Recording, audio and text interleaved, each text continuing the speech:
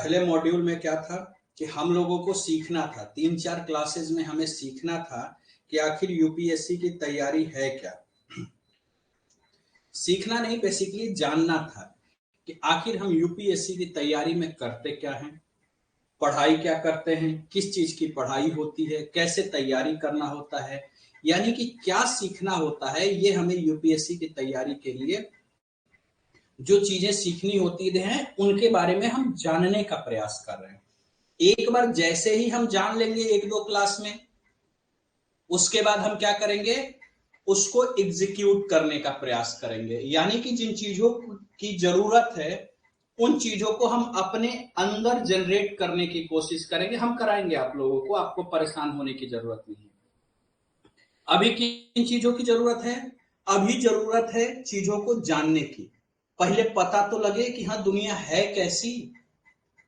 अगर हमें पता ही नहीं रहेगा बेटा कि दुनिया कैसी है, तो खुद सोचिए ना, हम कैसे उस दुनिया में सरवाइव करने के लिए अपने तौर तरीकों को जनरेट करेंगे, कैसे करेंगे? नहीं करेंगे। आप सब विद्वान लोग हो, सब मैच्योर लोग हो, बड़े लोग हो, कोई आप में 6-7 का नहीं है कि मेरे लिए बच्चा हो। अगर आप 12th में हो या 12th के बाद हो तो आप हमारे लिए एनफ मैच्योर हो। आप 11th में भी हो तो हमारे लिए एनफ मैच्योर हो कि आप दुनियादारी समझ सको। तो आज अभी तक का हम लोग का क्लास क्या था?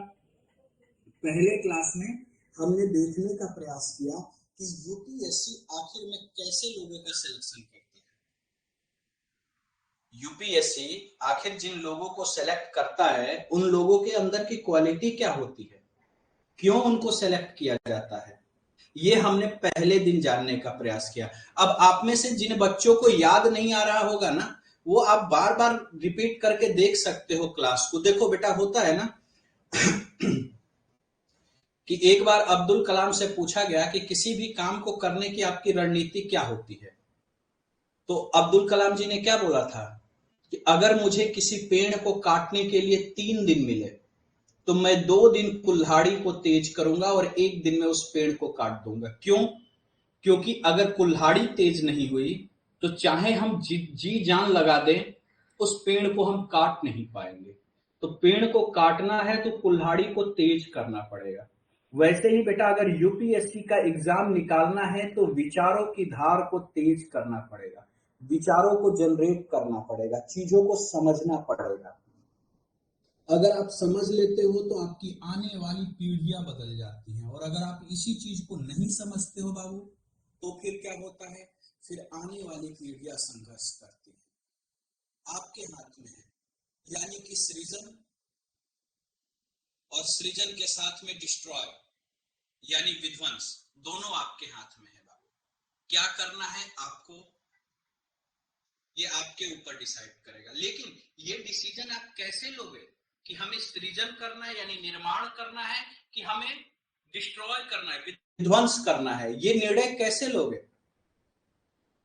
आपका जो करियर है उसको आप नई ऊंचाई तक पहुंचाओगे या फिर चपरासी किसान मजदूर बन के अपनी जीवन को खत्म कर लोगे? आपको क्या करना है, ये निर्णय आप कैसे लोगे? तो ये निर्णय बाबू आप तभी न लोगे जब आपको इन दोनों के बारे में पता हो। जब आपको चीजों के बारे में पता हो तभी ना आप सोच पाओगे कि तुम्हारे लिए क्या बेहतर है, हमारे लिए ये वाला बेहतर है या ये वाला बेहतर है। हम दुकान पे जाते हैं तो शायद आप में से कई लोगों के साथ ये जीवन में हुआ होगा, जब हम पहली बार दुकान पे जाते हैं और जो चीज हमें पहले से जानकारी होती है, मान लो एक उदाहरण ले लो, समोसे का उदाहरण ले लेते हैं। हमें पता है, हमने समोसे के बारे में जानकारी रखा है कि गरम समोसा अच्छा होता है, मतलब टेस्टी लगता है। समोसा ठंडा हो जाए तो वो टेस्टी नहीं लगता।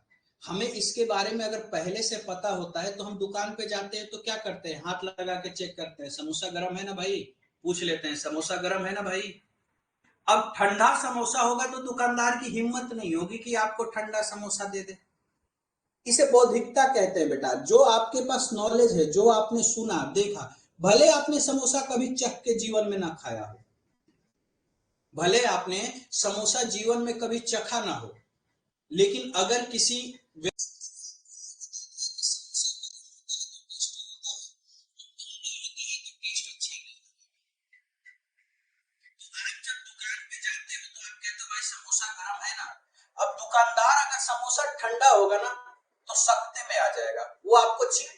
पाएगा या आपको धोखा नहीं दे पाएगा। वो आपको बता देगा, नहीं जी समोसा थोड़ा गर्म तो नहीं है, थोड़ा ठंडा है, ये गर्म निकाल रहे हैं, थोड़ी देर इंतजार कर लीजिए। धोखा नहीं दे पाएगा आपको।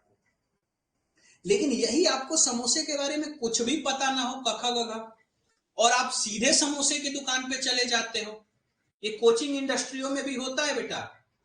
आप ये जितने उदाहरण देखते हो ना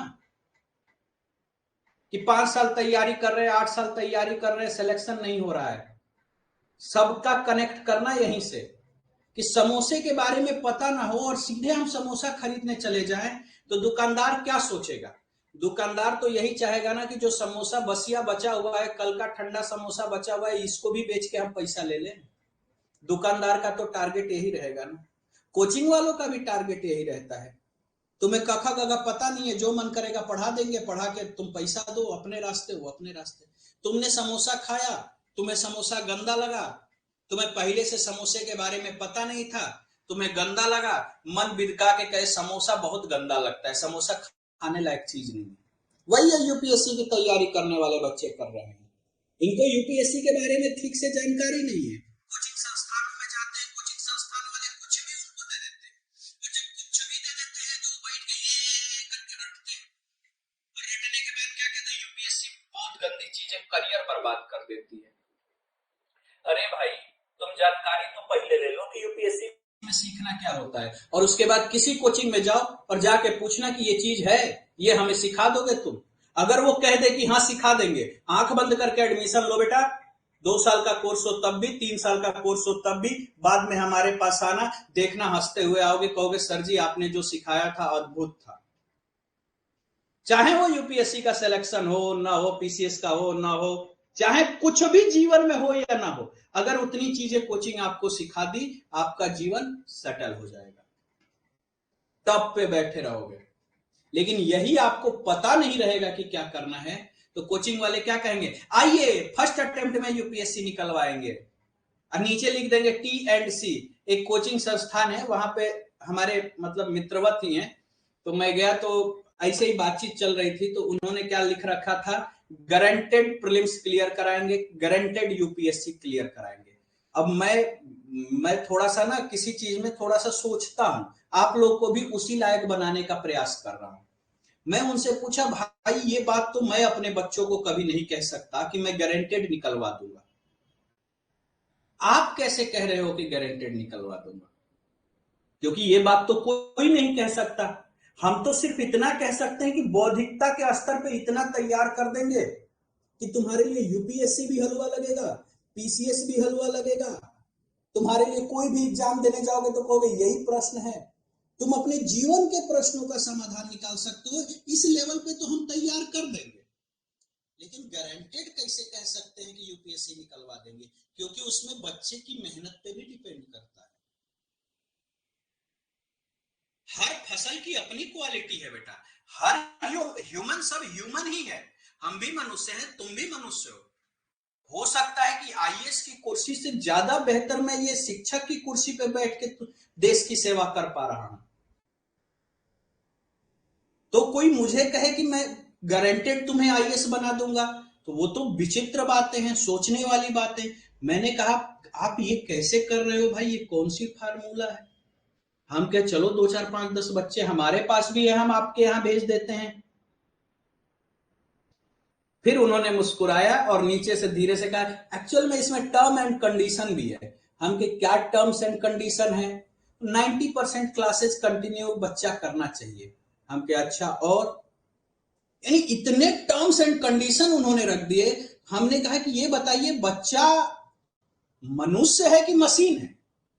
भाई बच्चा मनुष्य है कि मशीन है? मेहनत करने की एक लिमिटेशन है ना। अगर मैं भी पढ़ने जा रहा हूं तो कितना पढ़ सकता हूं, मेरी एक लिमिट है। अब मैं क्या इतना शर्त रख दूं बच्चे के सामने? जब एडमिशन लेने बच्चा आ रहा है तो उसको तो मैं इतना समझा रहा हूं कि अरे हमारे यहां से खूब आईएएस निकलते हैं, खूब आईएएस निकलते हैं।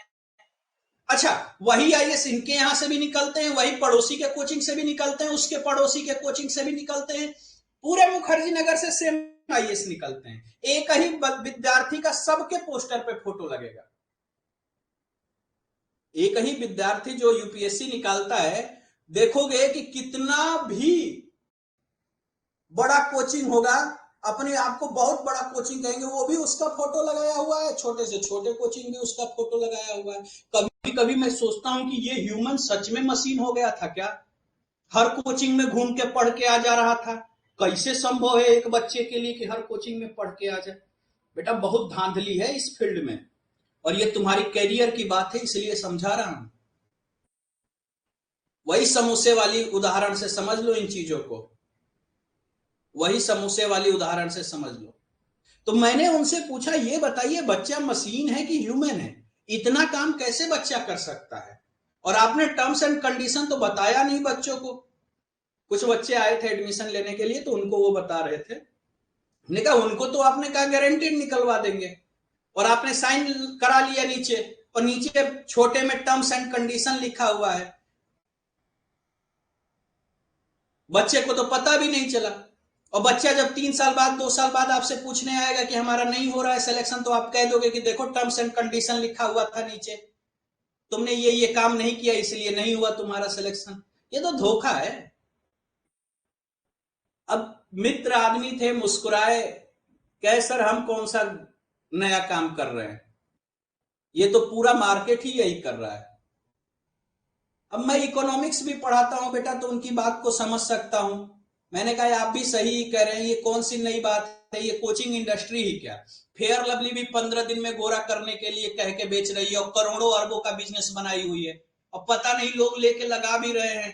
अब भगवान जाने कितने लोग गोरा हुए, और गोरा होना क्यों है ये भी भगवान जाने। अरे भगवान ने हमको सांवला बनाया है, तो हमारे आंतरिक गुण ज्यादा होने चाहिए ना, हमारी बौद्धिकता ज्यादा होनी चाहिए ना।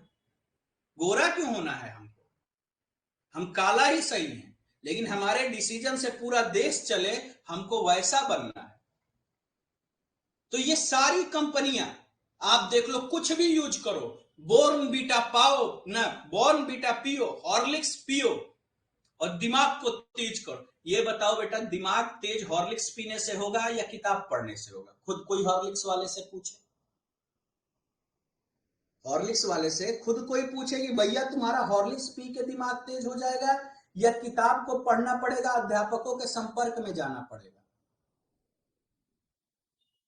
सेरोलेक पियो, ग्रोथ बढ़ाओ। अरे भाई अगर सेरोलेक पी के हाइट बढ़ सकती, तब तो सारे पहाड़ी एरिया में सेरोलेक फ्री में बंटवाओ, सबकी हाइट बढ़ जाए, क्योंकि उनकी हाइट कम होती है। ज्योग्राफिकल कंडीशन है बेटा। लेकिन लोगों को मूर्ख बनाने के लिए पर्याप्त है। आप दिन भर, आपके माता पिता कमा के आते हैं, 500 रुपया कमा के लाते हैं, शाम को ले जाके आप कंपनी वालों को दे आते हो। तो इनसे कैसे बचोगे? इनसे कैसे बचोगे? तभी बच सकते हो जब तुम्हें रियलिटी चीजों के बारे में थोड़ा बहुत पता हो। अब ये पता कैसे होगा? बताने वाला तो कोई है नहीं बेटा। तो ये हम आपको बताने का, अपना छोटा भाई बहन समझ के बताने का प्रयास कर रहे हैं। अब आप सोचोगे गजबे पागल इंसान है, ये भी तो कोचिंग चला रहे हैं, ये भी कोचिंग चला रहे हैं, लेकिन इतना खुल्लम खुल्ला बोल रहे हैं ये। हाँ बेटा, कुछ लोग थोड़ा पागल ही होते हैं। हम कोचिंग चला रहे हैं, धोखा नहीं दे रहे हैं, 420 ही नहीं कर रहे हैं। हम आपको स्पष्ट कह रहे हैं कि आपको कहां से कहां तक की यात्रा करनी है, और हम आपको कैसे उस यात्रा को कराएंगे।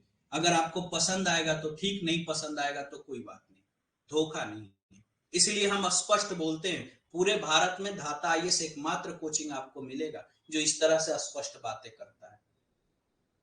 यही बातें करते हुए भारत सरकार भी दिख जाएगी, यानी प्रधानमंत्री भी यही बातें करते हुए आपको दिखाई दे जाएंगे, राष्ट्रपति महोदय भी यही बातें करती हुई दिखाई दे जाएंगे, सुप्रीम कोर्ट के चीफ जस्टिस भी यही बातें करते हुए आपको दिखाई देंगे, राज्यसभा लोकसभा के स्पीकर भी यही बातें करते हुए आपको दिखाई देंगे, क्योंकि यही सत्य है, और सत्य बदलता नहीं है बेटा,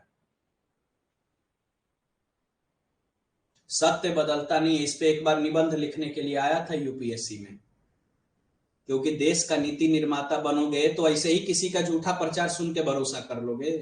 कैसे नीति निर्माता बनोगे? तो जो झूठा प्रचार सुन के भरोसा कर लेता है, उसकी संख्या आज भी मुखर्जी नगर में वैसे ही पड़ी हुई है, लाखों में तादाद है। इलाहाबाद में वैसे ही पड़े हुए हैं, लाखों में तादाद है। कभी देखना हो तो यूपीपी का फार्म निकले तो सड़कों पे निकलने वाली भीड़ को देखना, तो तुम्हें महसूस होगा कि गलती कहां हो रही है, इनसे चूक कहां से हो रहा है। लेकिन अफसोस, ये बात मैं सबको नहीं समझा सकता। ये बात केवल उसी को समझा सकता हूं जो समझने की इच्छा रखता हो और स्वयं चल के हमारे पास आए कि सर हमें सीखना है। इसलिए ये जो 1 2 3 दिन की क्लासेज आपकी चल रही है ना बेटा, ये तो आपको दुनियादारी दिखाने के लिए है। आपकी आंखों के सामने एक जो ऐसे पर्दा पड़ा हुआ है, उस पर्दे को हटाने के लिए है। देखे हो, कभी नाटक देखने गए हो? घर भर में, गांव वाँव में नाटक होता है। नाटक में एक पर्दा गिरता है। जब पर्दा गिर जाता है तो हमें सामने क्या दिखाई देता है? कुछ भी नहीं, केवल पर्दा दिखाई देता है। और पर्दे के आगे के लोग दिखाई देते हैं, पर्दे के पीछे की चीजें नहीं दिखाई देती है। लेकिन जब पर्दा खींच दिया जाता है तो पूरा सीन स्पष्ट दिखाई देने लगता है। हमारे साथ रियल लाइफ में भी यही होता है। हमारे आंखों के सामने पर्दा पड़ा होता है। वो पर्दा कोई भी डाले, वो पर्दा हमारे दोस्त मित्र डाले होते हैं, वो पर्दा हमारे परिवार के माध्यम से डाला होता है, वो पर्दा राजनीतिक पार्टियां डाल देती हैं अपने अपने वोट बैंक बनाने के लिए, वो पर्दा व्यापारी लोग डाल देते हैं आपके पॉकेट से पैसा निकालने के लिए, वो पर्दा समाज डाल देता है अपना गुलाम बनाए रखने के लिए। पर्दा डालने वाले बहुत लोग हैं बेटा। और मैक्सिमम, आज भारत की मैक्सिमम जो जनसंख्या है, चाहे वो युवा हो तो वयस्क हो तो, उनके आंखों पे ये पर्दा पड़ा हुआ है। इसी पर्दे को खींचने के लिए हम ये क्लासेस ले रहे हैं आप लोगों को। और जिस दिन ये पर्दा उतर गया ना, उस दिन हमारी बातें आपको, या आज भले ना उतरेगा, आप में से हो सकता है एक आध बच्चे ऐसे भी हों जिनके आंखों से ये पर्दा आज ना उतरे, लेकिन जिस दिन आप माता पिता बनोगे, आज से 5 साल बाद, समय बीतते देर थोड़े ना लगते, याद करो आप 20 साल के कब हो गए, आपको पता चला क्या? नहीं पता चला होगा। अभी आप याद करोगे पुरानी बातों को तो लगेगा कि कल ही की तो बात है कि हम हाफ पैंट पहन के क्लास 6 में पढ़ने जा रहे थे। आप पुरानी बातों को याद करोगे तो लगेगा कल ही की तो बात है, ये सारी घटनाएं घट रही थी, और देखते ही देखते हम 20 साल के हो गए। तो देखते देखते 25 साल के भी तो हो गए ही नहीं। 5 साल गुजरने में कितना टाइम लगता है? आप में से जो ग्रेजुएशन में गए, ये सोचते सोचते कि अगले साल हम ग्रेजुएशन में पास होंगे, बीत गया साल। और उसका असर क्या होगा बेटा? 5 साल बाद घर वाले शादी ब्याह करेंगे ही। तो उस वक्त जब आप माता पिता बनोगे ना, और जब बच्चा आपकी गोद में होगा और आप उसके भविष्य के लिए सोचोगे, जब देखोगे कि उसको बेहतर इलाज नहीं मिल रहा है हॉस्पिटल में, इस बच्चे को आप हॉस्पिटल में लेके जा रहे हो, सरकारी हॉस्पिटल में, और लेके जा रहे हो और देखोगे कि वहां पे कचरा फैला हुआ है, डॉक्टर इलाज नहीं कर रहा है, नर्स पूछ नहीं रही है, उसको दवाई नहीं मिल रहा है, और बच्चा रो रहा है ना, उस वक्त आपका कलेजा फटेगा और याद आएगा कि एक सर मिले थे जिन्होंने समझाया था इस बात को हमें। उस दिन आपको समझ में आएगा, उस दिन आपको समझ में आएगा जब बच्चा आपका रोएगा ना, हमें भूख लगी है, और आपके पास पैसा नहीं होगा ना कि उसको खरीद के कुछ दे दे।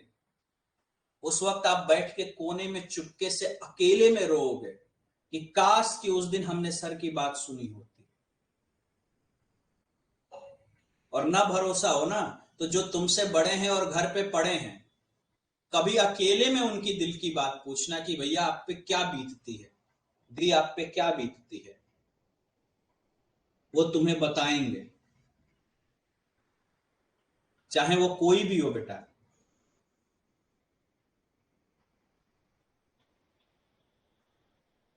तो वो दिन कल ना देखना पड़े, इसलिए आज के दिन हम लोग मेहनत करते हैं, और इसलिए मेहनत कर रहे हैं बाबू।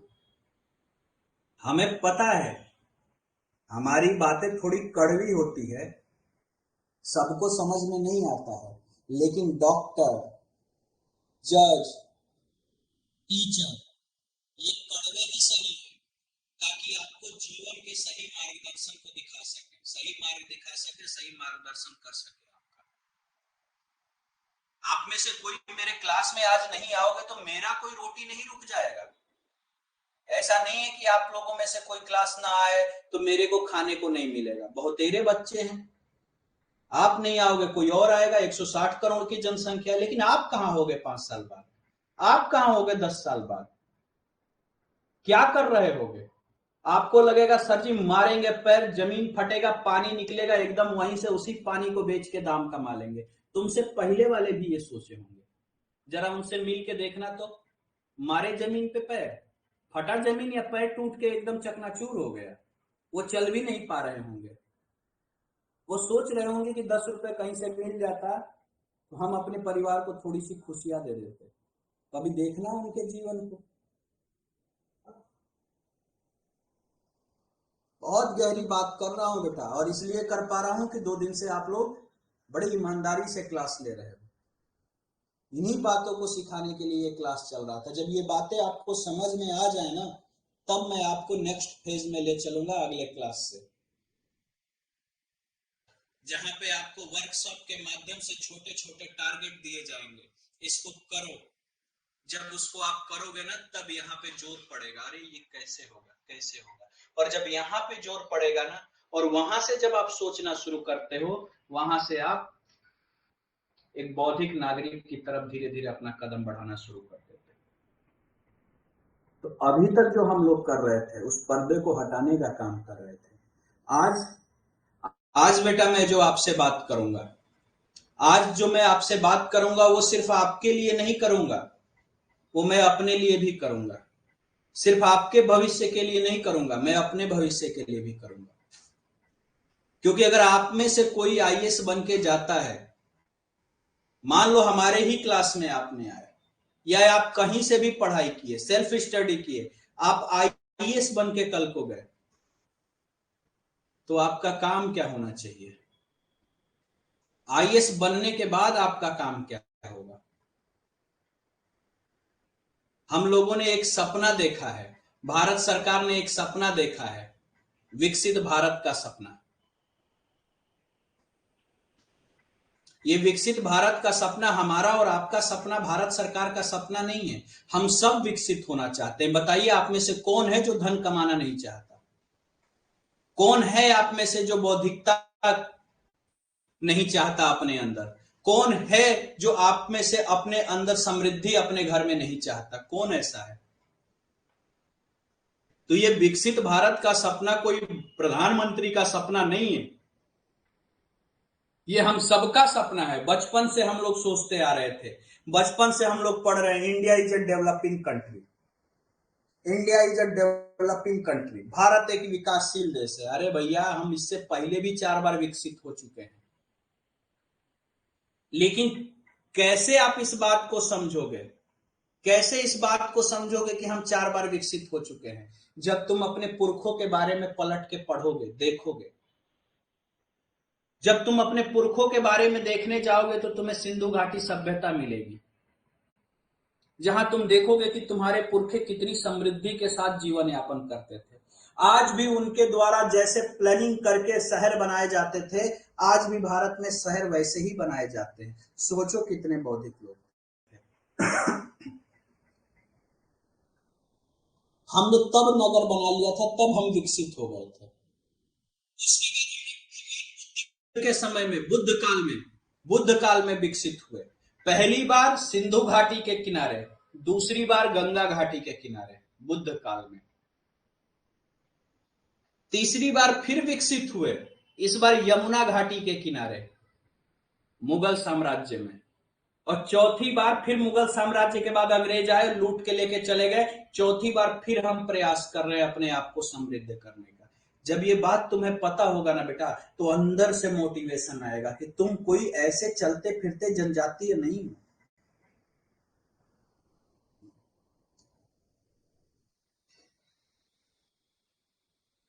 तुम्हारा एक एक वेल डेवलप्ड कल्चर रहा है,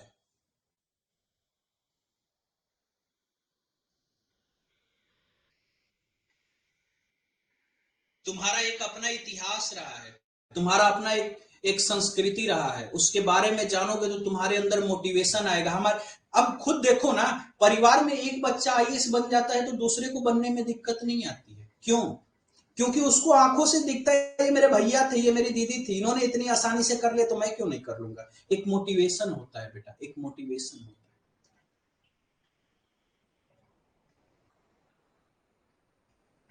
और वो मोटिवेशन आपको भी, हम जानते हैं कि आपकी इच्छा नहीं होती होगी कि हम भी यूरोप घूमने जाएं, हम भी अमेरिका घूमने जाएं। क्या आपको इच्छा नहीं होती होगी कि हम भी सुबह घर से निकले, फ्लाइट में बैठे दिल्ली आए, दिल्ली के थोड़ा सा कोई अपना मैगजीन वैगजीन खरीदे, किताब विताब खरीदे, शाम को फ्लाइट ले घर चले जाए। आपकी भी इच्छा होती होगी। कैसे पूरा होगा। आपकी भी इच्छा होती होगी कि दुनिया एप्पल का फोन चला रही है तो हम भी एप्पल का फोन चलाएंगे, दुनिया एप्पल का लैपटॉप चला रही है हम भी एप्पल का लैपटॉप चलाएंगे। आपकी भी इच्छा होती होगी। दुनिया लेवाइस पहन रही है हम भी पहन लेंगे। लेकिन कैसे, कैसे उसे कैसे पूरा करेंगे। क्या रोड मैप है आपके पास उसे पूरा करने का। सड़कों पे जाते हुए आपका भी कलेजा फटता होगा जब कोई एक नन्हा सा बच्चा हाथ फैलाते हुए भीख मांग रहा होगा।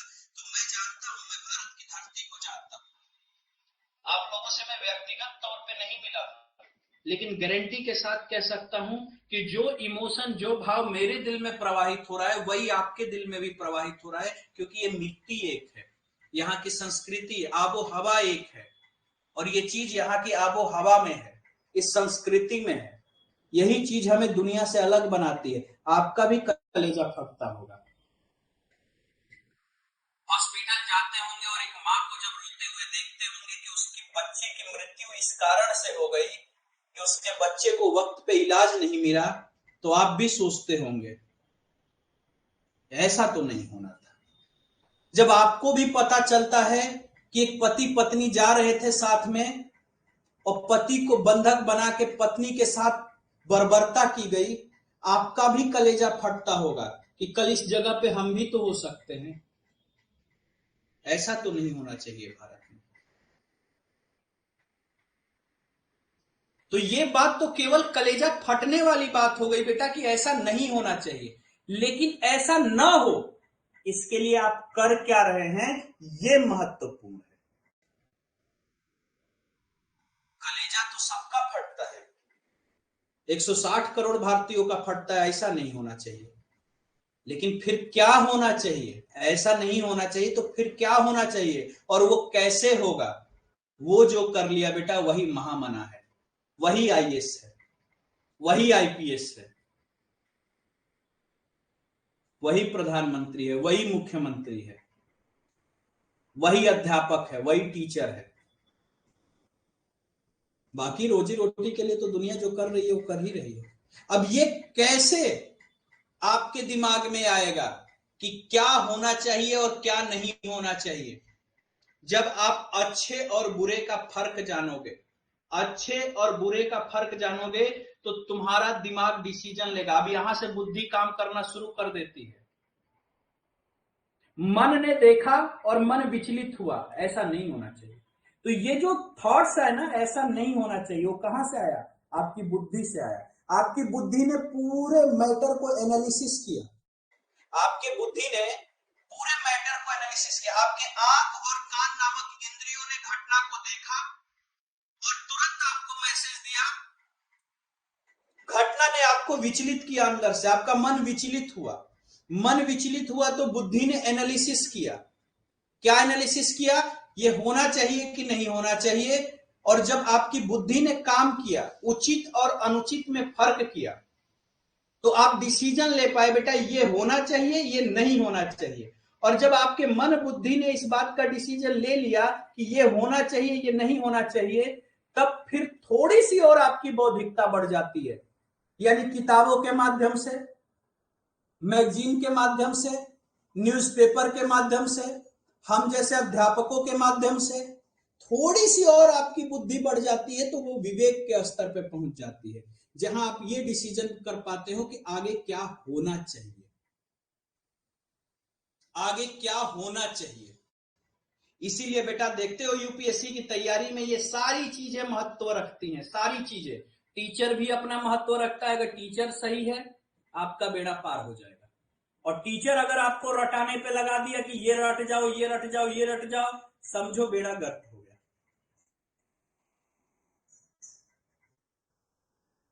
मैगजीन आपको मदद करती है, मैगजीन पढ़ना ही पढ़ना होता है, न्यूज़पेपर पढ़ना ही पढ़ना होता है ताकि आपकी बौद्धिकता बढ़े, दुनिया में क्या चल रहा है आप जानो। किताबों को पढ़ना ही पढ़ना होता है, एनसीईआरटी को पढ़ना ही पढ़ना होता है, तब आप बौद्धिकता के स्तर से विवेक के स्तर में प्रवेश करते हो। ये स्टेप है, एक मानव जीवन का स्टेप है बेटा। किसी बच्चे को पहली बार किसी व्यक्ति को ले आके क्लास में बिठा दो और उसको समझाने लगो अर्थशास्त्र, तो वो कहेगा भैया ये सब बंद करो, हम न देखेंगे।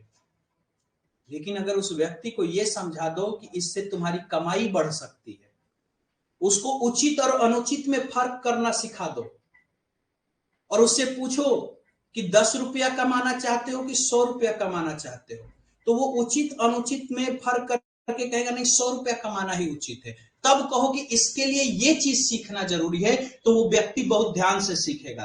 अरे कमाने के लिए तो लोग उतनी बड़ी गाड़ी को खोल खाल के नट बोल्ट खोल के सीख लेते हैं, ये तो पढ़ाई मात्र चीज है।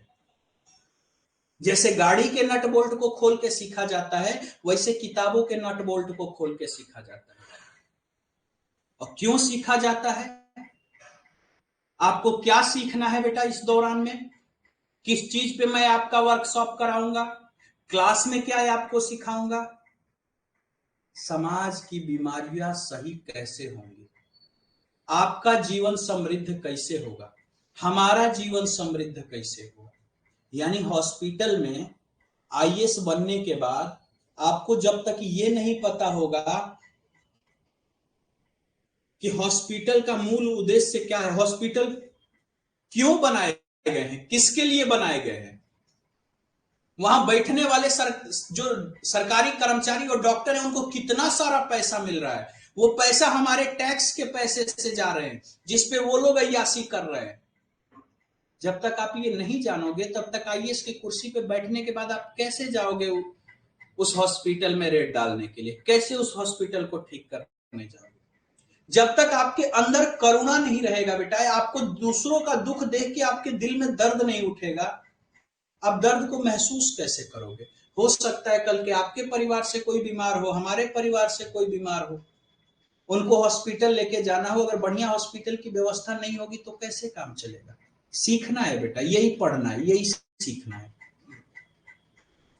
तो क्या विकसित भारत ऐसा हो जहां कुछ लोगों के पास इतने धन हो कि वो अपनी हेलीकॉप्टर से इलाज कराने दुनिया के किसी कोने में चले जाएं, और जिनके पास धन ना हो वो भूखों मर जाएं, बिना इलाज के मर जाएं? क्या ऐसा विकसित भारत हो? नहीं, हम ऐसा विकसित भारत नहीं चाहते। तो फिर कैसे ये समानता स्थापित किया जाए कि सबके लिए स्वास्थ्य मिल सके, स्वास्थ्य व्यवस्था मिल सके? यही तो पढ़ना है बेटा यूपीएससी में, यही तो तैयारी में पढ़ना है। आप सोचो ना, कैसा विकसित भारत बनाना चाहते हो? ऐसा विकसित भारत जहां एक लोग खाते खाते मर जाए, पिज्जा बर्गर जो मन करे वो खा रहे हो, और एक तरफ कुछ लोग ऐसे हो जिनको खाने के लिए रोटी नसीब ना हो रहा हो।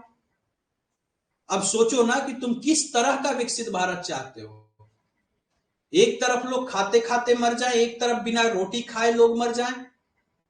ऐसा तो विकसित भारत नहीं चाहिए हमें।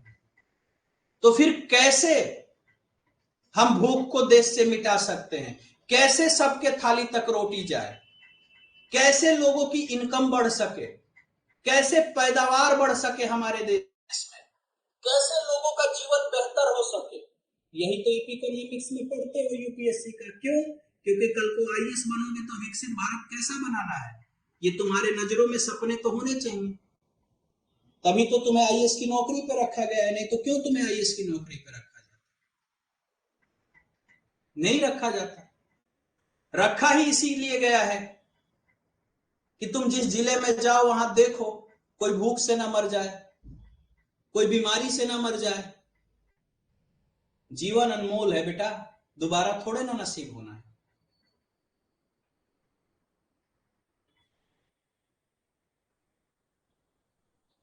अगर तुम्हें पर्यावरण के बारे में जानकारी नहीं है,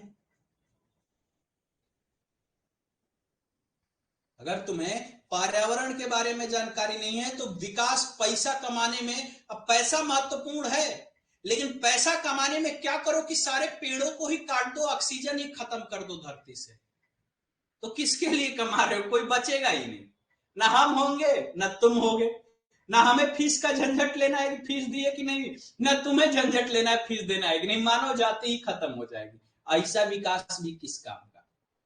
ऐसा भी विकसित भारत हमें नहीं बनाना। तो कैसा विकसित भारत बने? जहां तुम्हें इन्वायरमेंट, पर्यावरण को लेके तुम्हारे अंदर संवेदनशीलता हो,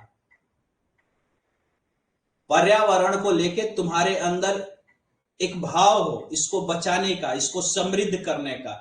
तुम्हें यह बात पता हो कि मानव जीवन के अस्तित्व के लिए, मनुष्य की जीवन के लिए पर्यावरण कितना जरूरी है। अब जब तुम डिस्ट्रिक्ट मजिस्ट्रेट की कुर्सी पे बैठो तो पर्यावरण के लिए क्या कर सकते हो अपने जिले में, ये करने के लिए हम पर्यावरण नामक विषय पढ़ते हैं, ये जानने के लिए पढ़ते हैं। पहले जानो बेटा हमें क्या करना है, पहले जानो हमें क्या करना है, उसके लिए हमें क्या पढ़ना है। जब एक बार ये बातें आप जानने लगते हो ना, तो आपको रोड पे चलते फिरते आपका सिलेबस दिखाई देता है। हमारा काम है ना सिलेबस दिखाना, हमारा काम है ना आपको पढ़ाना। एक महीने हो ना आप हमारे यहाँ। मैंने आपसे पहले दिन भी वचन दिया था, आप अपने जीवन में चाहे अपना 20 साल जहां भी बर्बाद किए हो, ईमानदारी से एक महीने हमको दे देना, ईमानदारी से एक महीने हमको दे देना। फिर देखना जीवन में कोई तुम्हें पीछे मुड़ के नहीं दिखा पाएगा। तुम जब पीछे पलट के देखोगे तो तुम्हारा सफर अलग ही नजर आएगा। बस एक बार जान तो लो कि तुम्हारा काम क्या है, उसके लिए हमें पढ़ना क्या है। कई बच्चे तो ऐसे होते हैं कि 5 साल उनकी तैयारी हो जाती है और झटके पे पूछ दो यूपीएससी का सिलेबस क्या है, उनको नहीं पता, लिटरली नहीं पता होता है। तुम्हारा कोई दोस्त मित्र अगर कर रहा हो तैयारी तो पूछ के देख लेना, बहुत ईमानदारी की बात बता रहा हूं। कोई तुम्हारा दोस्त मित्र अगर तैयारी कर रहा हो तो पूछ के देख लेना, उसको सिलेबस नहीं पता होगा, और पता भी होगा तो पूछ लेना इसको पढ़ते क्यों है, उसको नहीं पता होगा। अगर ये भी पता होगा कि पढ़ते क्यों है तो पूछ लेना कि इसमें पढ़ते क्या है, नहीं पता होगा। ये तीनों चीजें हम आपको सिखा के भेजेंगे, ताकि चलते फिरते सड़कों से कोई अखबार भी उठा लो ना तो उसमें तुम्हें यूपीएससी पीसीएस का क्वेश्चन दिखाई दे। तो आज का हमारा टारगेट बेटा आपको यही समझाने का था कि आईएएस बनने के बाद का आपका काम क्या होने वाला है, क्यों भारत सरकार आपको हायर कर रही है, क्यों आपको लाखों रुपए सैलरी दिया जा रहा है, खुद सोचो ना, खुद सोचो। अगर चीजें यूं ही होती, इसी तरह होती, तो 160 करोड़ की जनसंख्या में कौन आईएएस नहीं बनना चाहता, शायद ही कोई ऐसा। और जब इतना ही नॉर्मल चीज होता तो बाकी लोगों को तो नहीं दिया जाता है, बंगला दिया जाता है, शहर के बीचों बीच डिस्ट्रिक्ट मजिस्ट्रेट का बंगला होता है 5 बीघे का, बाकी किसी को तो नहीं दिया जाता है। उसको चलने के लिए सरकारी गाड़ी, गाड़ी पे भी एक नीली बत्ती टोय टोय टोय, ताकि उसकी कोई रोके नहीं गाड़ी को, वो सट से निकले, क्योंकि उसको तेजी के साथ निकलना होगा, कहीं जाना होगा। ड्राइवर मिलते हैं, अंगरक्षक मिलते हैं, एकदम एसी 47 लेके खड़े रहेंगे एकदम आगे पीछे, परिंदा भी पर ना मार दे, तुम्हें एक खरोच ना आ जाए। स्वास्थ्य भोजन हो तुम्हारे लिए, इसलिए तुम्हें बना नहीं पा रहे हो, तुम्हें बनाने का टेंशन नहीं, कुक तक दिया जाता है। तुम्हारा बंगला एकदम साफ सुंदर खूबसूरत दिखे, माली तक दिया जाता है, ताकि उसमें वो ऑर्गेनिक खेती कर सके। ऑर्गेनिक खेती, तुम्हें खाद वाला, यूरिया पोटास वाला भोजन ना करना पड़े, इसलिए तुम्हारे घर पे ही ऑर्गेनिक खेती हो जाए। इतनी सुविधा, इतना ध्यान,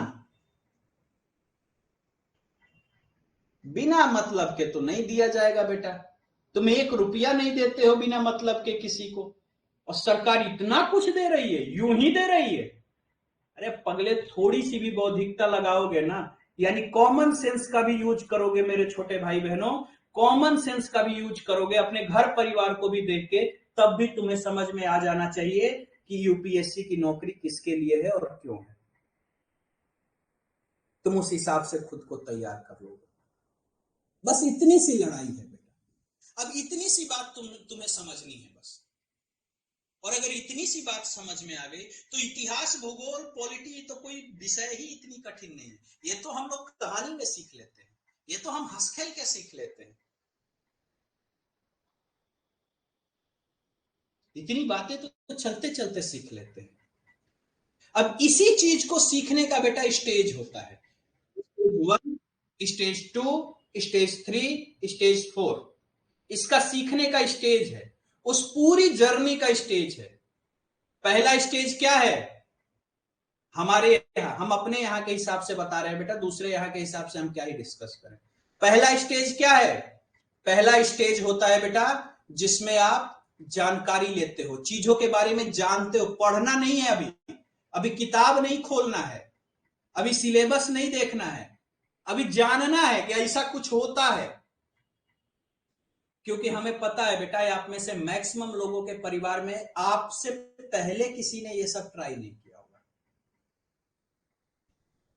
आपसे पहले थोड़ा एक बार कमेंट करके बताओ तो बेटा, क्या आपसे पहले आपके परिवार में किसी ने यूपीएससी की तैयारी किया है? बताओ। देखो तो मैं सच समझता हूं कि मेरे से कुछ गलती हो रही है, क्योंकि मैं तो आपको ये सोच के सिखा रहा हूं कि आपसे पहले आपके परिवार में किसी ने यूपीएससी की तैयारी नहीं किया होगा, तो आपसे ये सारी बातें डिस्कस नहीं हुई होगी।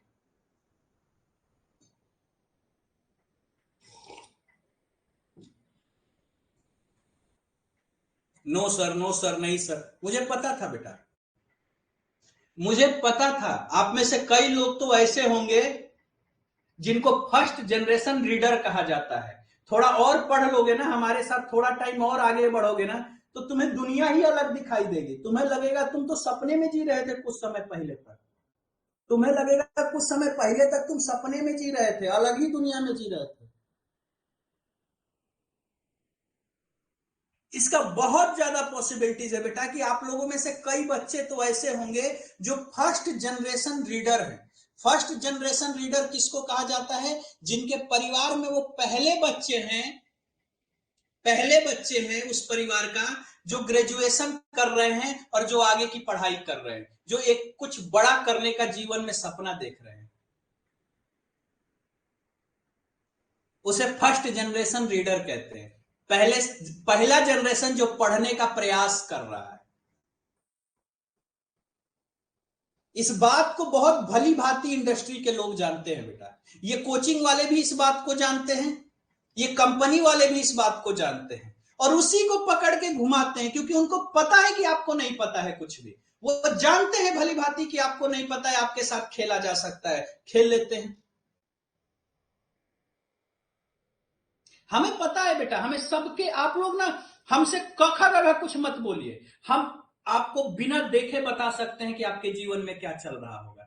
यही पढ़ाई करना है, इसी स्तर तक आपको लेके आना है हमें। आपकी जो पढ़ाई के जो तैयारी है ना, आप सोच रहे होंगे कि यूपीएससी में क्या तैयारी है, पीसीएस के लिए क्या तैयारी। पहली बात तो बेटा, यूपीएससी और पीसीएस अलग नहीं है। अलग नजरिए से कोई ना देखे, पढ़ाई एक ही होता है। एनसीईआरटी ने नहीं कहा कि मुझे यूपीएससी के लिए पढ़ो तो मुझे पीसीएस के लिए पढ़ो, नहीं। एनसीईआरटी ने कहा मुझे पढ़ो। क्यों? क्योंकि तुम्हारी बौद्धिकता बढ़ सके, उसके बाद डिसाइड करना कि तुम्हें यूपीएससी करना है कि पीसीएस करना है। तुम दुनिया को समझो, तुम चीजों को समझ लो एक बार। कई बच्चे कमेंट कर रहे हैं, मैं अपने घर का एक अकेला उम्मीद बना हूं सर। राहुल कह रहे हैं सर मैं अपने घर का एक अकेला उम्मीद बना हूं। एकता कह रही है राइट सर जी, मैं हूं सर जी अपनी फैमिली में। वो बहुत सबके साथ, मैक्स टू मैक्स बच्चों के साथ यही कहानी है। इसीलिए तो उनके साथ आसानी से लोग खेल लेते हैं, क्योंकि ना उनके माता पिता को पता है ना उनको पता है। जाए किसी आईएएस के बच्चे को मूर्ख बना के दिखाएं, तब हम मान लें। इसी मुखर्जी नगर में आओगे ना बेटा, तो तुम देखोगे कि आईएएस के बच्चे के लिए अलग बैच चल रहा है, और ये जो किसान परिवार के बच्चे जो अपना खेत बार बेच के आ रहे हैं यहाँ पे पढ़ाई करने, उनके लिए अलग बैच चल रहा है। ये तो केवल फीस देने के लिए होते हैं।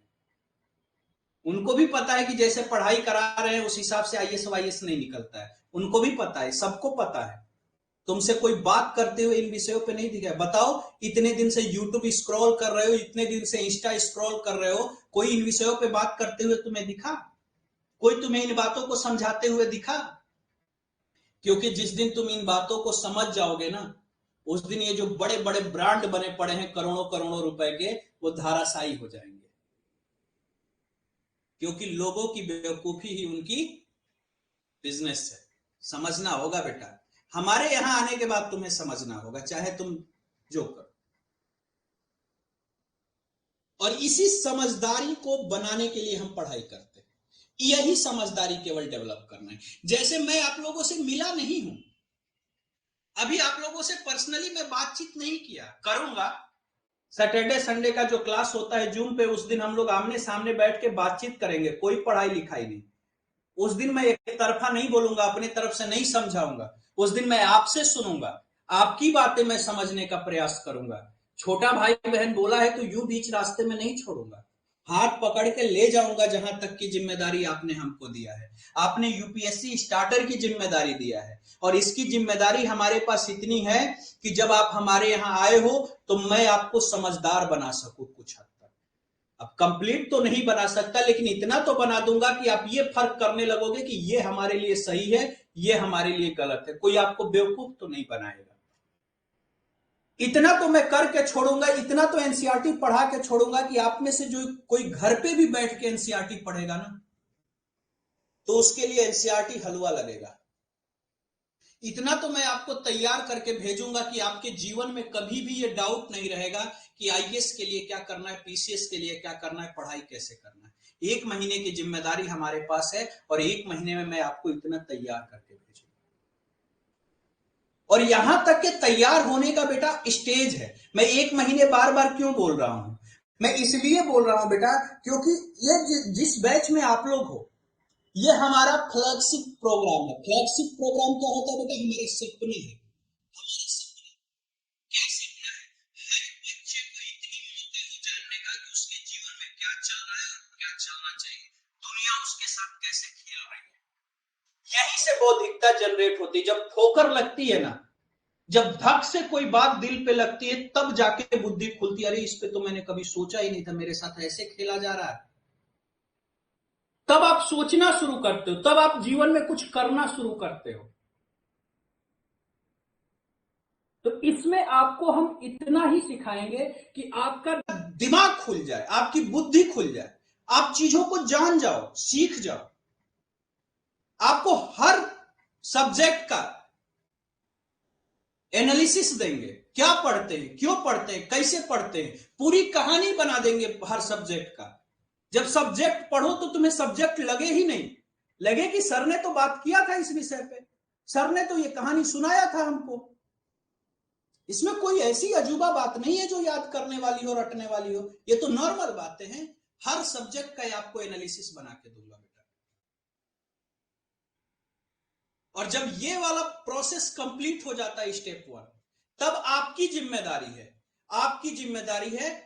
फिर आप स्टेज 2 पे चलते हैं, सेकंड स्टेज पे, जहां आप डीप नॉलेज लेना शुरू करते हो। यानी थोड़ा और ज्यादा,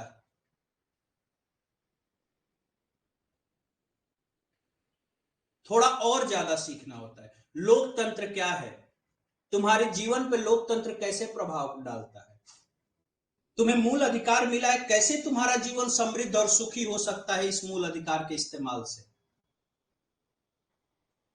तुम्हारे जीवन में, तुम्हारी जिंदगी में जो अर्थव्यवस्था तुम्हारे इर्द गिर्द चल रही है, चाहे वो कृषि हो, चाहे पशुपालन हो, यानी कि चाहे पशुपालन के माध्यम से 2 गाय भैंस तुम्हारे घर पे हो, चाहे 1 बीघे खेत हो, चाहे तुम्हारे पिताजी कहीं नौकरी कर रहे हो, कैसे उसको तुम बढ़ा सकते हो, ये सब एनसीईआरटी के माध्यम से सीखना होता है बेटा। सेकेंड स्टेज आता है बौद्धिकता में एनसीईआरटी का, यानी अभी आपके मन को समझने लायक आपको बनाया जा रहा है। आप समझो, सेकेंड स्टेज में चाहे आप हमसे पढ़ो, चाहे आप स्वयं से पढ़ो, चाहे आप किसी से पढ़ो, एनसीईआरटी में आप चीजों को समझना शुरू कर देते हो, एक एक बिंदु को समझना शुरू कर देते हो। विविधता क्या है, संविधान क्यों है, पहाड़ कैसे बने, नदियां कैसे बनी, झील झरने कैसे बने, ये जो लोहा निकल के धरती के नीचे से आता है, कहां से आता है, धरती के नीचे क्या है, हम धरती के ऊपर हैं कि धरती के नीचे हैं कि धरती के बीच में है, अंतरिक्ष में हमारी कौन सी जगह है। ये छोटी छोटी बातों को आप एनसीईआरटी के माध्यम से सीखना शुरू कर देते हो। 6 महीने उसके लिए लगते हैं, पूरा प्रक्रिया है बेटा, 6 महीने उसके लिए लगते हैं।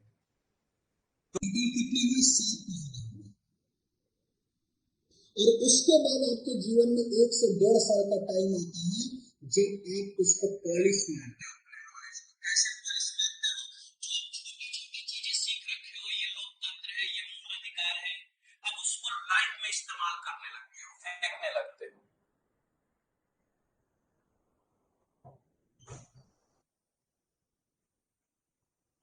लाइफ में इस्तेमाल करने लगते हो, पॉलिश करने लगते हो अपने आप को, फिर आप वहां से अर्थशास्त्री बन के निकलते हो। यानी स्टार्टर में आप चीजों को समझते हो, एनसीईआरटी में छोटे छोटे अवधारणाओं को समझते हो, और फिर आपको मन करता है तो मुख्य यूपीएससी का फाउंडेशन कोर्स करते हो।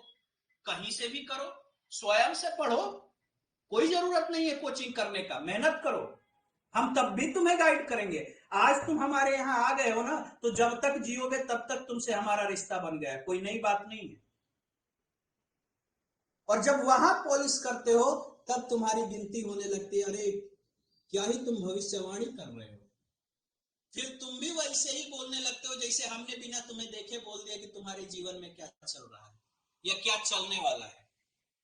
फिर तुम बनते हो बेटा यूपीएससी के लिए परफेक्ट। ये स्टेप है, जिसने इस स्टेप को फॉलो नहीं किया, जाके पता कर लेना 10 साल तैयारी कर रहा है,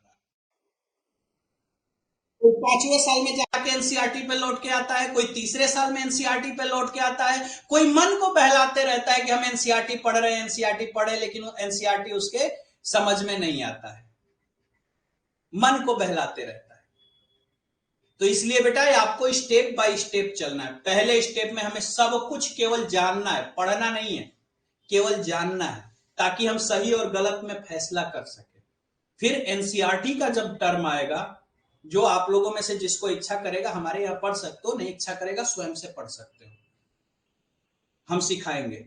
जब एनसीईआरटी का टर्म आएगा तब आप एक एक अवधारणाओं को सीखने लगोगे, हम सिखाएंगे, कुछ अवधारणाएं आपको सिखा के भेजेंगे। कैसे पढ़ोगे तो आपके ब्रेन पे प्रेशर नहीं पड़ेगा, कैसे पढ़ोगे तो आपको याद नहीं करना पड़ेगा, हम वो आपको सिखा के भेजेंगे। तब जाके बेटा आप कंप्लीट यूपीएससी के लिए तैयार हो। तो एक आईएएस के रूप में विकसित भारत के लिए आपका बहुत बड़ा योगदान होने वाला है। और मैं तो थोड़ा एक कदम और आगे बोलता हूं, सिर्फ आईएएस के रूप में ही नहीं, एक नागरिक के रूप में भी आपको विकसित भारत में बहुत बड़ा योगदान देना है। आज से आपको एक सपना सजोना है कि जब विकसित भारत होगा तो हमारा भी इसमें योगदान होगा, चाहे जैसे भी हो। देखो तुम्हारे जीवन में कैसे सब कुछ बदलना शुरू हो जाएगा। तो इस तरह से बेटा चीजों को हमें अपने जीवन में बदलाव लाना है, सीखना है, समझना है। चलिए आपके ऐप में बेटा, आपके ऐप में एक हैंड रेस का ऑप्शन होगा। पहले मैं आप लोग का कमेंट देख लेता हूं, फिर हैंड रेस का ऑप्शन है, आप लोग हाथ खड़ा करेंगे तो मैं आपको एक्सेस दे दूंगा, या आप हमसे बातचीत करके बात कर सकते हो। हमारा एप्लीकेशन थोड़ा अलग है, जितना एप्लीकेशन आप लोगों ने भारत में देखा है कोचिंग का, उससे एकदम अलग है हमारा एप्लीकेशन। यहाँ हम इतना कनेक्टिविटी के साधन रखे हैं कि आप डायरेक्ट हमसे बातचीत करो। कोई जरूरत नहीं है कि लोग क्या सोचते हैं, लोग विद्यार्थियों से भागना चाहते हैं, उनके सवालों से भागना चाहते हैं। मैं कहता हूं सवाल पूछो, सोचो, विचारो, सवाल पूछो। हमें नहीं पता होगा तो हमें शर्म नहीं आएगा, हम बड़े सम्मान के साथ और गर्व से कहेंगे कि बाबू आज मजा आ गया कि तुमने ऐसा सवाल पूछा कि हमें नहीं आया, मैं कल सीख के आके तुम्हें बताऊंगा। मुझे शर्म नहीं आएगा बेटा। मैं कहता हूं सवाल पूछो, मैं कहता हूं सोचो अपने जीवन के बारे में, अपने देश के बारे में। चलिए मैं एक बार आप लोग का कमेंट देख लूं। राहुल कह रहे मैं आपके साथ हूं सर, बहुत बहुत धन्यवाद बेटा, थैंक यू बेटा। एकता करे माय फेवरेट टीचर बन गए हैं सर जी, हर एक बात को गहराई में जाकर बताते हैं और सबकी सुनते हैं। थैंक यू बेटा, thank you Ekta, thank you बेटा। कोशिश तो हम यही करते हैं और आगे भी रहेगा यही कोशिश।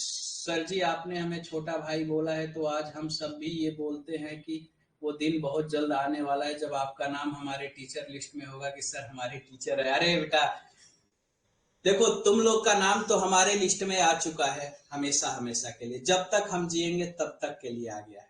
और हमेशा तुम लोग मेरे छोटे भाई बहन बन के ही रहोगे।